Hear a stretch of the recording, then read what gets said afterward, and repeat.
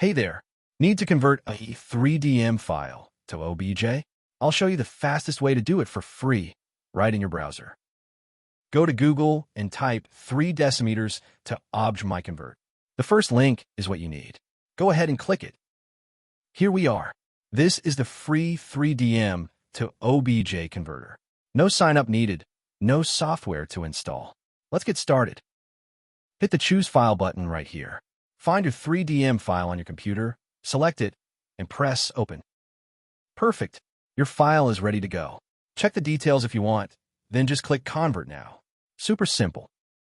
And it's converting now. See how fast that is? Just a couple of seconds and you're done. Boom. Conversion complete. Hit that Download button and your OBJ file will be saved instantly. Easy, right?